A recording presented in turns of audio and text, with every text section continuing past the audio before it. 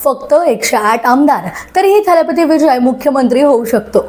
223 सदस्यांच्या तमिळनाडू विधानसभेत बहुमतासाठी लागतात 118 आमदार, पण विजयच्या टीव्हीके पक्षाकडे आहेत फक्त 108 जागा।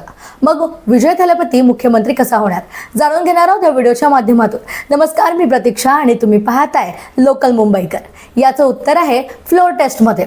संविधानानुसार बहुमत हे एकूण सदस्यांवर नाही तर उपस्थित मतदान करणाऱ्या सदस्यांवर ते ठरतं। समजा डीएमकेचे 59 आमदार मतदानावेळी अनुपस्थित राहिले तर सभागृहातील प्रभावी संख्या 175 वर येईल आणि बहुमतासाठी लागतील फक्त 88 मतं।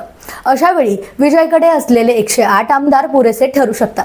भारतीय राजकारणात हे आधी देखील घडले। 1999 मध्ये वाजपेयी सरकार यांच्या काळात देखील घडलेलं आहे, 2018 मध्ये कर्नाटकमध्ये देखील घडलेलं आहे आणि 2022 मध्ये महाराष्ट्रातही फ्लोर टेस्टमुळे सत्ता बदललेली आहे।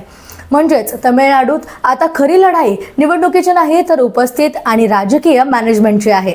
तुम्हाला काय वाटतंय, विजय थलापती मुख्यमंत्री होऊ शकतो का? कमेंट करून नक्की सांगा आणि अशाच व्हिडिओसाठी लोकल मुंबईकरला फॉलो आणि सबस्क्राईब करायला विसरू नका।